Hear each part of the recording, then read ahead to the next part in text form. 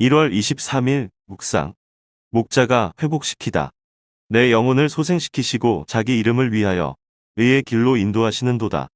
내가 사망의 음침한 골짜기로 다닐지라도 해를 두려워하지 않을 것은 주께서 나와 함께 하심이라.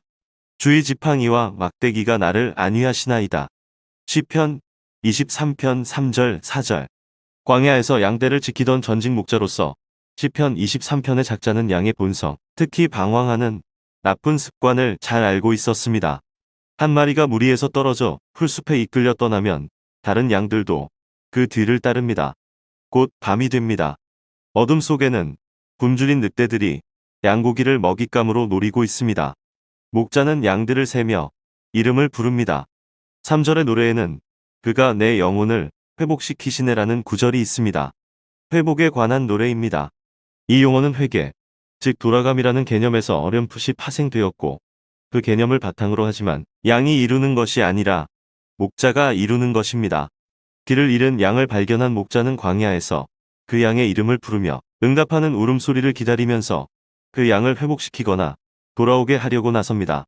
길을 잃은 양은 자신도 모르게 다시 무리로 돌아오게 됩니다. 3절은 인도하심을 약속합니다. 이 구절의 마지막 부분을 보십시오. 문자 그대로 해석하면 그분은 당신의 이름을 위하여 나를 바른 길로 인도하신다라는 뜻입니다. 히브리 목자는 발자국을 읽는 데 탁월한 재능을 지녔습니다. 험준한 지형에는 수많은 흔적과 길이 펼쳐져 있었습니다. 어떤 것은 야생 동물들이 남긴 것이었고 어떤 것은 매복한 강도들이 남긴 것이었습니다. 바람도 모래 위에 미묘한 자국을 남겼습니다. 훈련받지 못하고 둔감한 양들의 눈에는 그 모든 것이 진짜 길처럼 보였습니다. 하지만 그 길들은 아무데도 이어지지 않았습니다. 양들은 항상 올바른 길로 인도하는 목자만을 따르는 것이 현명했습니다. 결국 그분의 이름을 위하여 목자의 명예가 걸려 있었기 때문입니다. 4절. 시편 23편 후반부의 어조는 바뀌지만 목자의 모습은 변하지 않습니다. 2절과 3절에서 묘사되는 푸르고 비옥한 비탈과 졸졸 흐르는 시냇물에서 곧바로 사망의 그림자, 골짜기로 내려갑니다. 이는 문자 그대로 깊은 어둠의 골짜기를 의미합니다. 이것이 3절과 어떻게 연결될까요? 3절은 우리의 목자이시며 구원자이신 예수님께서 우리를 의로운 길로 인도하신다고 약속합니다. 4절은 이러한 길 중 하나가 가파르게 아래로 굽이쳐 내려가는 골짜기를 따라 이어진다고 말하고 있습니다. 여기에는 이유가 있습니다. 연초에는 양떼가 저지대에서 한가롭게 풀을 뜯지만 여름 햇살이 높은 산의 눈을 녹이기 시작하면 목자는 양떼를 이끌고 더 좋은 목초지가 있는 고지대로 향합니다. 이 여정에는 필연적으로 불확실성과 두려움을 자아내는 위험한 길이 포함됩니다. 길은 어둡고 낯설며 험난합니다. 나무들이 때때로 햇빛을 가리고 뱀이 따리를 틀고 공격하려 하고 굶주린 늑대들이 어둠 속에 숨어 있습니다. 하지만 목자 곁을 걷는 양들은 안전합니다. 목자가 가까이에서 앞장서서 길을 안내하고 골짜기의 길을 잘 알고 있기 때문입니다.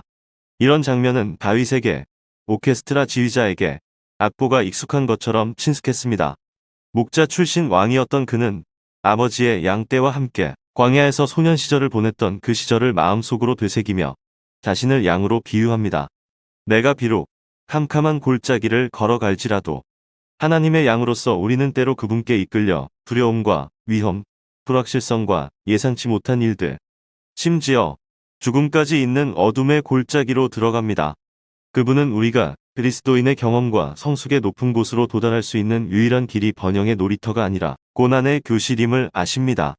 어둡고 좁고 답답하며 불편한 그 고난의 골짜기를 지나갈 때 우리는 많은 것을 배웁니다. 우리가 용기를 잃지 않는 것은 오직 우리의 목자가 길을 인도하시기 때문입니다.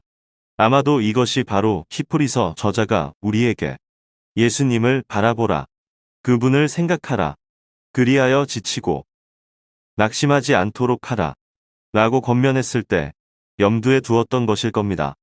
히브리서 12장 2절, 3절. 시편 기자가 주께서 나와 함께 계심으로 두려워하지 않는다고 말하는 것을 주목하십시오. 친구여, 이 점을 명심하세요.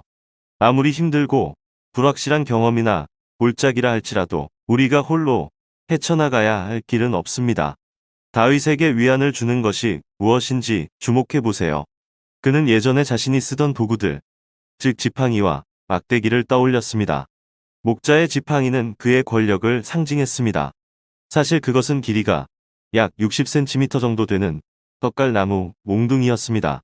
양떼를 맹수로부터 지키기 위해 사용되었죠. 지팡이 끝은 둥글었는데 보통 나무 옹이 부분을 깎아서 만들었고, 목자는 그 안에 날카로운 금속 조각들을 박아 넣었습니다. 이 무거운 몽둥이는 사자나 곰 혹은 양떼의 안전을 위협하는 도둑을 쉽게 죽일 수 있었습니다. 목자의 지팡이는 한쪽 끝이 구부러지거나 갈고리 모양으로 된 지팡이였습니다. 목자는 이 지팡이를 이용해 덤불에서 양을 빼내거나 좁은 길에 나뭇가지를 치우거나 굴에 빠진 양을 끌어냈습니다. 또한 키 큰 풀을 쳐서 뱀이나 들짐승을 쫓아내는 데에도 사용했습니다. 막대기처럼 지팡이도 목자의 힘과 강인함을 상징했습니다. 양들은 목자의 강인함에서 위안을 얻었습니다.